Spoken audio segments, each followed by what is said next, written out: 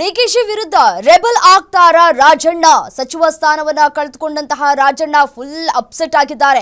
ಡಿಕೆಶಿ ವಿರುದ್ಧ ಅಸಮಾಧಾನವನ್ನ ವ್ಯಕ್ತಪಡಿಸಿರುವಂತಹ ರಾಜಣ್ಣ ಆಪ್ತರ ಬಳಿ ತಮ್ಮ ಬೇಸರವನ್ನ ತೋಡ್ಕೊಂಡಿದ್ದಾರೆ. ರಾಜಣ್ಣ, ನನ್ನ ಆಟ ನಾನು ಆಡ್ತೀನಿ, ಸುಮ್ಮನೆ ಕೂರುವ ಮಾತೇ ಇಲ್ಲ. ತಾತ್ಕಾಲಿಕವಾಗಿ ಅವರಿಗೆ ಗೆಲುವು ಸಿಕ್ಕಿರಬಹುದು ಅಂತ ಹೇಳಿ ರಾಜಣ್ಣ ತಮ್ಮ ಆಪ್ತರ ಬಳಿ ಹೇಳ್ಕೊಂಡಿದ್ದಾರೆ. ಹೈಕಮಾಂಡ್ಗೆ ಸ್ಪಷ್ಟ ಮಾಹಿತಿಯನ್ನ ನೀಡಲಿರುವಂತಹ ರಾಜಣ್ಣ, ನನ್ನ ಹೇಳಿಕೆ ತಪ್ಪಾಗಿ ಅರ್ಥೈಸಲಾಗಿದೆ ಅಂತ ಹೇಳಿ ರಾಜಣ್ಣ ಹೇಳ್ತಾ ಇದ್ದಾರೆ. ರಾಜಕೀಯದಲ್ಲಿ ಏನು ಬೇಕಾದರೂ ಆಗಬಹುದು ಅನ್ನುವಂತಹ ಮಾತುಗಳನ್ನ ನಾವು ಸಾಕಷ್ಟು ಬಾರಿ ಕೇಳಿದ್ದೇವೆ. ಸೊ ಹಾಗಾಗಿ ಹೈಕಮಾಂಡ್ ನಾಯಕರನ್ನ ನಾನು ಭೇಟಿ ಮಾಡ್ತೀನಿ ಅನ್ನುವಂತಹ ಮಾತುಗಳನ್ನ ಆಡಿದ್ದಾರೆ ರಾಜಣ್ಣ ಅವರು. ನನ್ನ ಹೇಳಿಕೆಗಳು ಏನಿದ್ದಾವೆ ಆ ಹೇಳಿಕೆಯನ್ನ ತಪ್ಪಾಗಿ ಅರ್ಥೈಸಲಾಗಿದೆ, ಹೈಕಮಾಂಡ್ ನಾಯಕರು ತಪ್ಪಾಗಿ ಅರ್ಥವನ್ನ ಮಾಡಿಕೊಂಡಿದ್ದಾರೆ.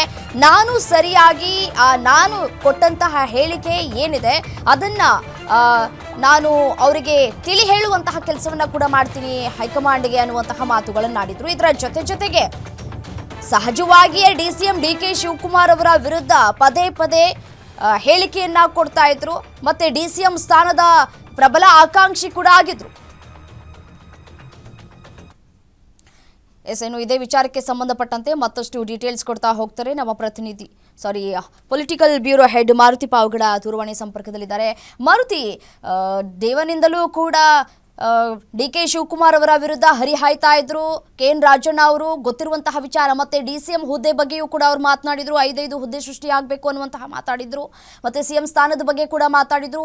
ಈಗ ಡಿಕೆಶಿ ವಿರುದ್ಧ ರೆಬಲ್ ಆಗ್ತಾರ ರಾಜಣ್ಣ ಅಂತ ಹೇಳಿ ತಮ್ಮ ಆಪ್ತರ ಬಳಿ ಏನೆಲ್ಲ ಹೇಳ್ಕೊಂಡಿರ್ಬಹುದು ಈ ಸಂದರ್ಭದಲ್ಲಿ ಅವರು ಅಂತ ಹೇಳಿ?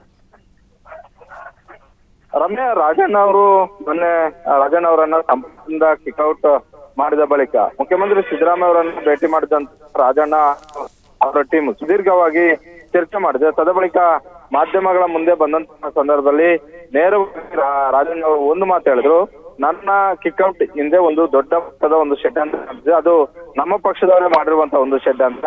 ಮುಂದಿನ ದಿನಗಳಲ್ಲಿ ಅದೆಲ್ಲವೂ ಕೂಡ ನಾನು ಹೇಳ್ತೀನಿ, ಯಾವ್ದಕ್ಕೂ ನಾನು ಉತ್ತರ ಕೊಡೋ ಪರಿಸ್ಥಿತಿಯಲ್ಲಿ ಇಲ್ಲ ಅನ್ನುವಂಥದ್ದನ್ನ ಹೇಳಿದ್ರು.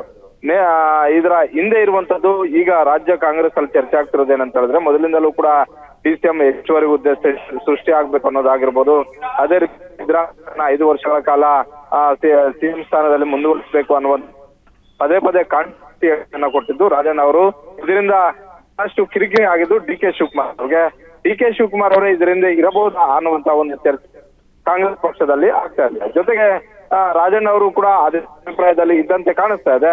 ಹೀಗಾಗಿ ನಾನು ಕೊಟ್ಟಂತಹ ರಾಜೀನಾಮೆಯನ್ನ ಅಂಗೀಕಾರ ಮಾಡದೆ ನನ್ನನ್ನ ಸಂಪುಟದಿಂದ ಕಿಕ್ಔಟ್ ಮಾಡಿಸೋದ್ರಲ್ಲಿ ಡಿಕೆ ಶಿವಕುಮಾರ್ ಅವರು ಯಶಸ್ವಿ ಆಗಿದ್ದಾರೆ ಅನ್ನುವಂತಹ ಅಭಿಪ್ರಾಯದಲ್ಲಿ ರಾಜಣ್ಣ ಅವರು ಕಾಣಿಸ್ತಾ ಇದೆ. ಹೀಗಾಗಿ ತಮ್ಮದೇ ಆದಂತಹ ಹೋಲ್ಡ್ ಅನ್ನು ಇಟ್ಕೊಂಡಿರುವಂತಹ ರಾಜಣ್ಣ ಅವರು ಮುಂದಿನ ದಿನಗಳಲ್ಲಿ ಬರ್ತಾ ಇರುವಂತಹ ಸರ್ಕಾರಿ ಚುನಾವಣೆಗಳಲ್ಲಿ ಡಿಕೆ ಶಿವಕುಮಾರ್ ಅವರ ವಿರುದ್ಧ ತೊಡೆ ತರ್ತಾರ ಅನ್ನುವಂತ ಒಂದು ಚರ್ಚೆ ವಿಧಾನಸೌಧ ಮೊಗಸಾಲುಗಳಲ್ಲಿ ಆರಂಭ ಆಗಿದೆ. ಯಾಕಂತ ಹೇಳಿದ್ರೆ ಕೆಎಂಎಫ್ ಅಧ್ಯಕ್ಷ ಸ್ಥಾನದ ಚುನಾವಣೆ ಇನ್ನೊಂದು ತಿಂಗಳು ಮಾತ್ರ ಬಾಕಿ ಇದೆ. ಅದೇ ರೀತಿ ಅಪೆಕ್ಸ್ ಬ್ಯಾಂಕ್ಸ್ ಅಧ್ಯಕ್ಷ ಚುನಾವಣೆಯು ಕೂಡ ಇದೆ. ಹೀಗಾಗಿ ಎರಡೂ ಕಡೆನೂ ಕೂಡ ರಾಜಣ್ಣ ಅವರ ಬೆಂಬಲಿಗರು ಇರೋದ್ರಿಂದ ಆ ಸಂದರ್ಭದಲ್ಲಿ ಕೆ ಶಿವಕುಮಾರ್ ಸಹೋದರ ಮಾಜಿ ಸಂಸದ ಸುರೇಶ್ ಅವರನ್ನ ಕೆಎಂಎಫ್ ಅಧ್ಯಕ್ಷರನ್ನಾಗಿ ಮಾಡಬೇಕು ಅನ್ನುವಂತ ಒಂದು ಆಸೆ ಇಟ್ಕೊಂಡಿದ್ದಾರೆ. MLC ರವಿ ಅವರು, ರಾಮನಗರದ ರವಿ ಡಿಕೆ ಶಿವಕುಮಾರ್ ಅವರ ಸೋದರ ಸಂಬಂಧಿ, ಅವರನ್ನ ಬ್ಯಾಂಕ್ ಅಧ್ಯಕ್ಷರನ್ನಾಗಿ ಮಾಡಬೇಕು ಅನ್ನುವಂತಹ ಒಂದು ಯೋಚನೆಯಲ್ಲಿ ಡಿಕೆ ಶಿವಕುಮಾರ್ ಅವರು ಇದ್ದಾರೆ.